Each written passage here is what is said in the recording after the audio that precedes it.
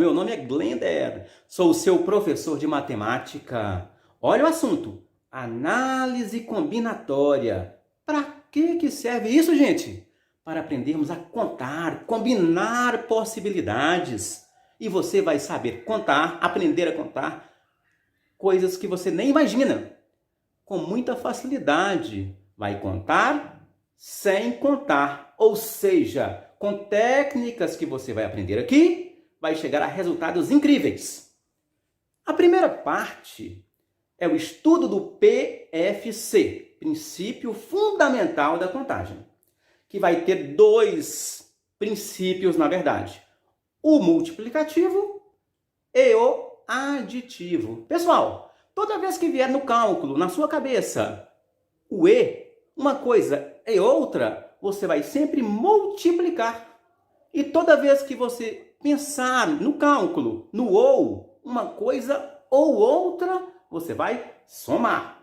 Então, análise combinatória e vamos estudar na seguinte ordem. Diagramas e árvore de possibilidades.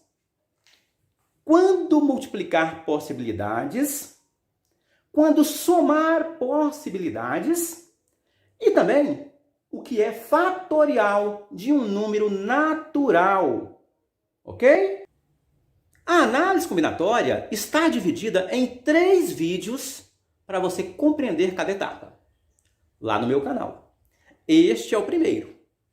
E é importantíssimo, porque vai embasar, vai colocar você com condições de entender perfeitamente todo o assunto.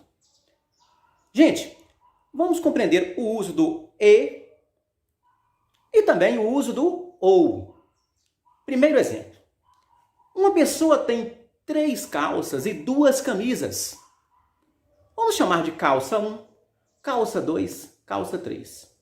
Camisa 1, camisa 2.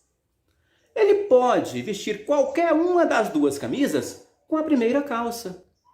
Qualquer uma das camisas com a calça 2. E com a calça 3, também qualquer camisa. Então, tem 6 setas no diagrama de árvore logo abaixo. Significa que tem 6 maneiras diferentes. Ah, professor, mas não basta fazer e pensar. Olha, ele tem que vestir uma das 3 calças com uma das 2 camisas. Uma calça e uma camisa. Uma calça e uma camisa. Compreenderam? O E significa multiplicar. Então, faça 3 calças multiplicado por 2 camisas. É igual a 6 maneiras diferentes de se vestir.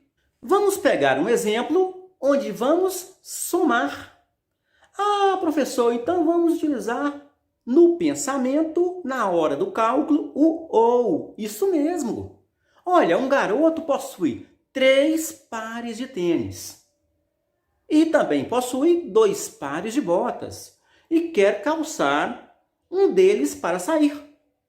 Ou ele calça um dos 3 pares de tênis, ou ele calça um dos 2 pares de botas. Entenderam? Então, faça 3 mais 2, que é igual a 5 maneiras diferentes de ele calçar para sair.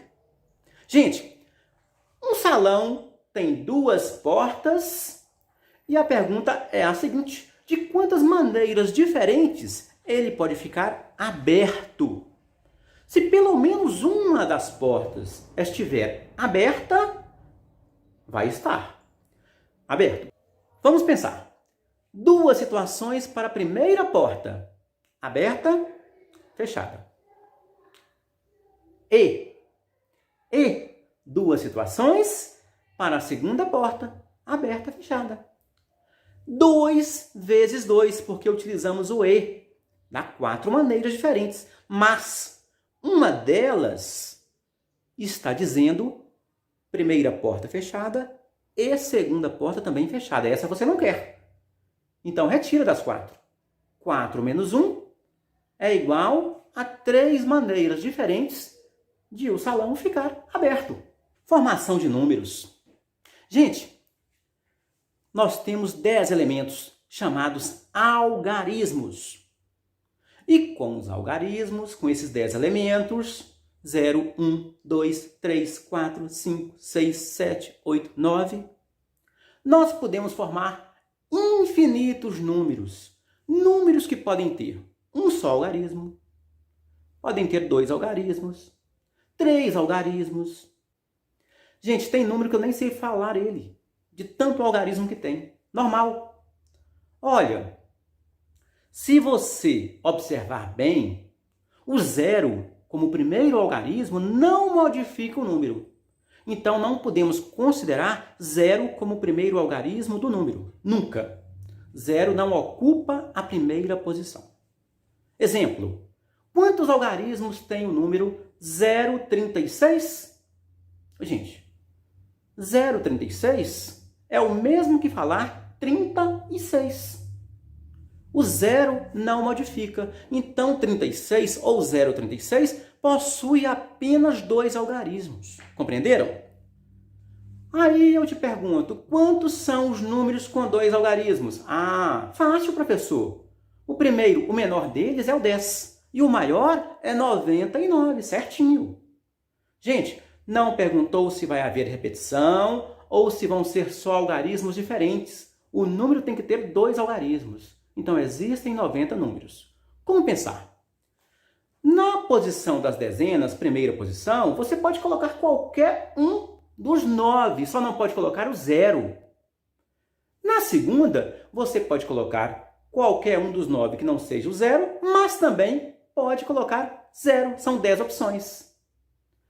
Um algarismo na primeira posição, casa das dezenas, e outro na segunda posição, casa das unidades. Então, fica 9 multiplicado por 10, 90 números. Mas se eu perguntar, quantos são os números que possuem 2 algarismos diferentes? Não pode haver repetição de algarismo. Gente, você exclui o 11, o 22, o 33, o 44, 55, 66, 77, 88 e 99. Dá um total de 90 menos 9 números que você não quer. Ah, mas como é que eu penso matematicamente? 2 tracinhos, igual lá em cima. Na primeira posição, quantas opções? Eu não coloquei nenhum algarismo ainda para pensar no número qualquer, então eu tenho 9 opções. Só não tenho o 0. Mas vamos supor que eu coloque, por exemplo, o 5 ou o 6 na primeira posição. Ele pode ficar na segunda? Não, não pode haver repetição. Seriam 10 se pudesse. Então ficam 9. 9 vezes 9 porque é um algarismo na primeira e outro na segunda. Dá 81 números que existem que tenham os 2 algarismos diferentes. Olha, gente, ao ler um enunciado, interpretar e observar que existem várias restrições, comece por aquilo que é mais importante. Olha aqui. Quantos são os números ímpares que tenham 3 algarismos diferentes um do outro? Parece difícil, mas não é não. Coloque 3 tracinhos. O último tracinho, lá da direita da unidade, vai ser o primeiro preenchimento. Por quê? Porque o número tem a obrigatoriedade de ser ímpar. Esta é a restrição mais importante. Tem que terminar por algarismo ímpar. Quais são eles? 1, 3, 5, 7 ou 9. 5 opções. Coloque 5 de 5 opções na última posição. Observa que um dos algarismos colocado na última posição poderia ser na primeira, caso pudesse haver repetição, mas não pode. Então, você retira um deles e também o 0. Bom, ficam 8. Existem 10 algarismos, 10 menos 2, 8. Na segunda, poderiam 10 algarismos se pudesse haver repetição, mas não pode. Então, o algarismo escolhido, colocado na última posição, e o outro colocado na primeira, tem que ser retirado também. 10 menos 2 também. Então, fica 8 também na segunda posição, na posição das dezenas. Um algarismo na primeira posição, e outro algarismo na segunda posição, e outro algarismo na última posição, que tem que ser algarismo ímpar. E. Então, você vai multiplicar 8 vezes 8 vezes 5, o que me dá 320 números ímpares, onde os 3 algarismos de sua formação são diferentes. Notação fatorial é a coisa mais simples do mundo. Essa simbologia abaixo não é nada difícil, é muito tranquilo. Gente, fatorial lembra fator. E o que são fatores na matemática? Termos da multiplicação. Só que a notação fatorial trabalha com o conjunto dos números naturais. Então, multiplicação de naturais. Viu, pessoal? Quais são os naturais? Todos os inteiros positivos e mais o zero.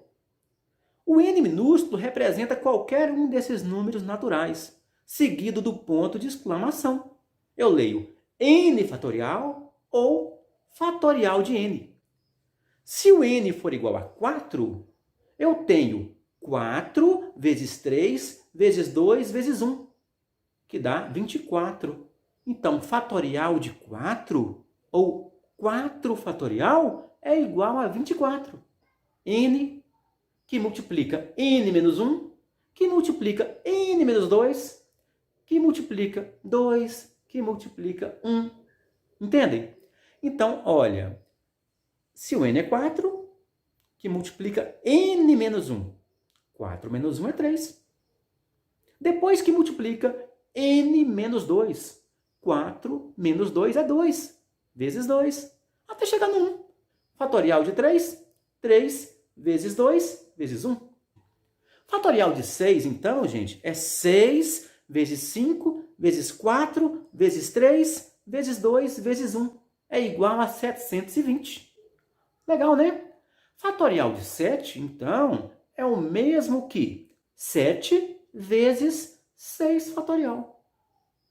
Mas 6 fatorial não é 720? 7 vezes 720, que vai dar 5.040. Considere 1 fatorial igual a 1 e também 0 fatorial igual a 1. Exercícios que envolvem fatoriais. Automaticamente, você nem vai perceber que está usando, mas está. Olha aqui. Utilizando 3 elementos, 3 algarismos. Algarismos 1, 2 e 3. Quantos são os números com 3 algarismos diferentes que podemos formar? Gente, 3 tracinhos. 1, 2, 3. Na primeira posição, no primeiro tracinho, nós temos 3 opções, uma vez que não colocamos nenhum algarismo ainda. Pode colocar o 1, ou o 2, ou o 3. Mas após colocado um desses algarismos, uma dessas 3 opções, você só tem 2 opções para a segunda posição, para o segundo tracinho, para a casa das dezenas. Aí colocou um na primeira posição, outro na segunda, ainda tem a última. Você já gastou 2 elementos. Então, sobrou um somente para a última posição. Então, é um algarismo na primeira posição, e outro na segunda, e outro na terceira. Então, multiplica 3 vezes 2 vezes 1, que é o mesmo que 3 fatorial. Resultado, 6 números diferentes. Olha eles aí embaixo. 123, 132, 213, 231, 312 e 321. Agora, este outro exercício envolve anagramas. Mas o que são anagramas? Palavras formadas a partir de uma outra, utilizando a permuta, ou seja, mudança das letras dessa palavra de lugar. Gente, peguei a palavra amor. Amor tem quantas letras? Tem 4 letras. Você vai mudar uma ou mais letras dessa palavra de lugar e vai obter novas palavras. Cada nova palavra é um anagrama. A própria palavra amor já é um anagrama da palavra amor. Na primeira posição, são 4 posições, mesma coisa. Você tem 4 opções de letras. Utilizou qualquer uma delas, ela não pode ficar mais na segunda posição. Aí sobram 3 para a segunda posição. E sobram 2 depois para a penúltima posição e na última só uma. Uma letra na primeira, outra na segunda posição, outra na terceira posição e outra na última posição. 4 vezes 3 vezes 2 vezes 1, que é o mesmo que 4 fatorial. Vão dar 24 palavras, algumas com significado e outras não. 24 anagramas da palavra amor. Legal, né? Agora algo mais envolvendo anagramas. Gente, se eu pegar um certo anagrama de uma certa palavra e quiser saber a classificação dela em uma ordem alfabética de todos os anagramas dessa palavra, o que devo fazer? Olha, você primeiro coloca todas as letras daquela palavra em ordem alfabética. Exemplo, a palavra em questão é trapo. Quantos anagramas tem essa palavra? Gente, trapo tem 5 letras diferentes uma da outra. Então basta fazer 5 fatorial, que é igual a 120 anagramas. E se eu colocar todos em ordem alfabética, qual é a posição do anagrama da palavra prato? Prato. Vamos ver? O primeiro passo é colocar todas as letras de trapo em ordem alfabética. Fica assim: A, O, P, R, T. Então, iniciadas por A, eu afixo o A e ele não me interessa mais. O que vai interessar são as 4 outras letras. Fica 4 fatorial, que é igual a 24. Então, iniciados por A, eu tenho 24 anagramas. A mesma coisa acontece com a próxima letra, que é a letra O. Eu afixo, eu coloco o O na primeira posição, que dá 24 também. A próxima letra é a letra P. Opa, prato é a posição que eu quero calcular. E prato inicia por P. Então, eu afixo P na primeira posição e observo qual é a próxima letra. Em ordem alfabética, A, PA. Quantas iniciam por PA? Sobram 3 posições para as outras 3 letras. 3 fatorial, que dá 6. 6 anagramas iniciados por PA. Retiro o A da segunda posição e coloco a próxima, que é a letra O, iniciadas por PO. Eu tenho também 6 anagramas, 3 fatorial, mesma situação. Agora, qual é a próxima letra? É a letra R. Seria a letra P, mas já tenho ela fixada na primeira posição. E imediatamente coloco a letra A, que é a próxima, que é a primeira letra na ordem alfabética, PRA. Com PRA, eu tenho mais 2, porque sobram outras 2, o O e o T. O O vem antes do T, fica PRA-OT, um anagrama. Eu vou permutar o O e o T, porque o A fica fixo até então, e acho finalmente a palavra que desejo, a palavra prato. Mais um anagrama. Basta somar todos os anagramas achados, que eu tenho a posição da palavra prato entre todos os anagramas de trapo. Legal, né? 24 iniciados por A, mais 24 iniciados por O, mais 6 iniciados por PA, mais 6 iniciados por PO e os outros 2 anagramas, PRA, OT, PRA, TO, prato. Isso vai dar 62, significa dizer que a palavra prato ocupa a 62ª posição entre todos os anagramas da palavra trapo que estão em ordem alfabética. Legal, né, gente? Pessoal, esse vídeo é muito simples. É a parte básica de análise combinatória. Lá no meu canal tem todos os vídeos e também os vídeos de probabilidade matemática. No mínimo, mais uns 6 vídeos. Ok? Então vamos lá fazer exercícios propostos. Estou aqui para ajudar.